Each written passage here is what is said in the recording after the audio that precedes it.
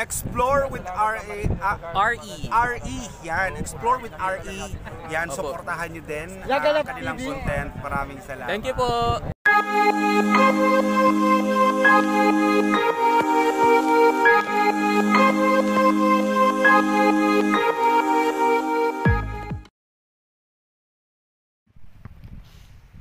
Good morning mga ka-explore. Explore with RE here.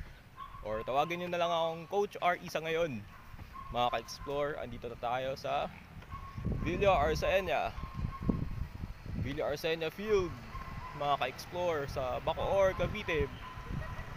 Yan, nagte-training ngayon ang Black Marlins football team dito sa Mambog 3, Villa Arsenia, Bacoor, Cavite. Yan, nagpa-practice sila. So yan yung pinagawa ko sa kanila ngayon mga ka-explore. Excuse me? Continue team ha, continue team. Yan, open pa rin yung tryout dito mga ka-explore. And open pa rin yung enrollees. Tumatanggap pa rin kami. Ito yung another field ng Black Marlins sa Bacoor, Cavite. Matatagpuan siya sa Villa Arsenia, Mambog 3. Yan. Pwede nyo siyang i-google map para madali kayo makapunta dito.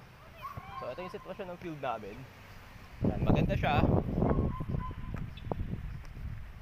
Tsaka malawak. Before daw kasi may nakatayong bahay dito.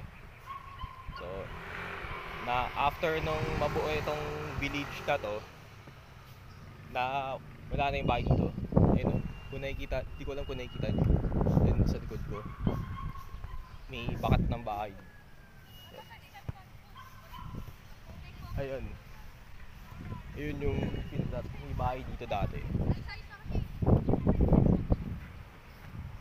Tapos ayan yung team. So konti lang kami for today. Yung iba kasi nag-excuse. Then yan ang lawak ng field. Maganda dito team. So ano na kayo? Try out na kayo dito at mag-enroll sa Black Marlins. Open for all ages. Yan. So yung temporary goalpost namin is mga cones din. Wala pa kaming goalpost dito. So kami talaga yung bumubuhay ng bakanting lote na to. Yan, enjoyable yung team kahit 5 lang sila. Yan yung team mga ka-explore.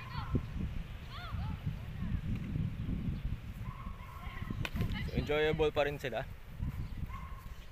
So every Saturday morning din yung training nila dito. Tapos meron din kami yung Tuesday 4 PM to 6 PM.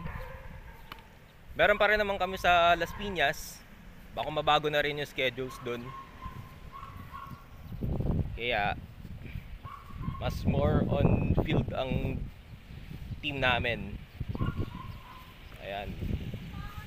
Ang ganda nito.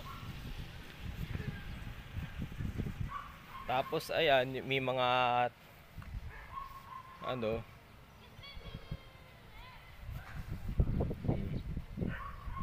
so sige, papakita ko yung front view. So yan yung team. Nasa training drills ngayon. Okay.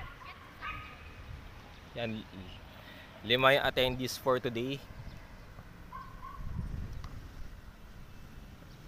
Yan natin to. I-post natin to sa YouTube tsaka sa Facebook. Yan.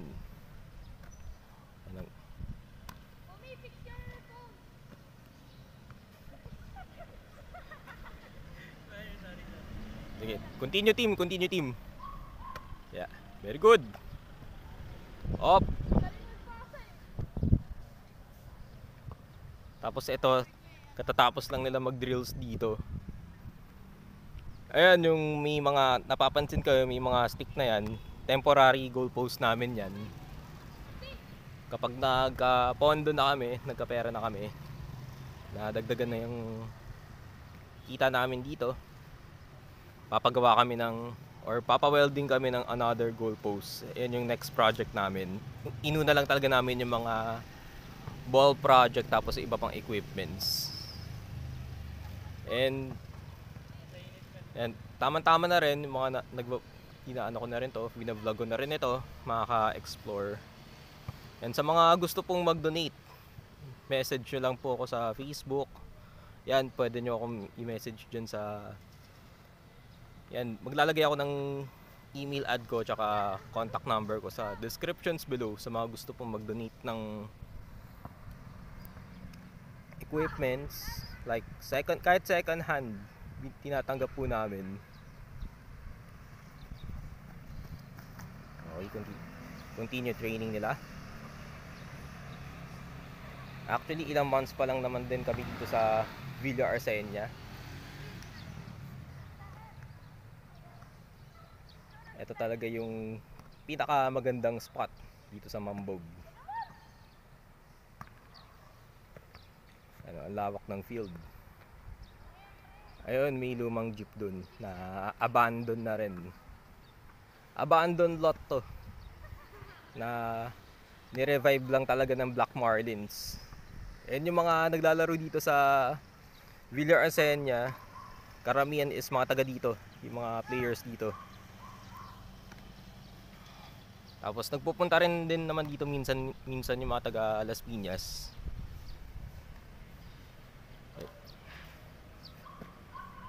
Okay.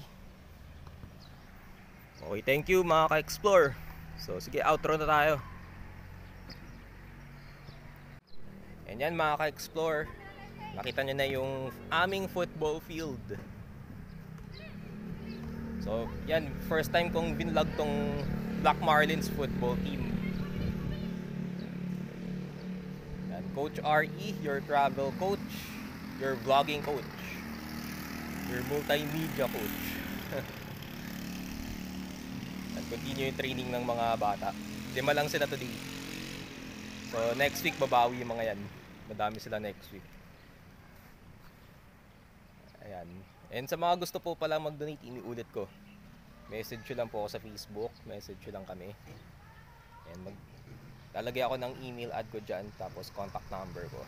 Sa mga gusto mag-donate, sa mga gustong tumulong, or gustong makipag-collaborate, handa kami. At sa mga gustong mag-enroll, sa mga gustong mag-try out, open po to for all ages. Kaya join in na po kayo dito sa Black Marlins Athletes Club football team. So, thank you and God bless.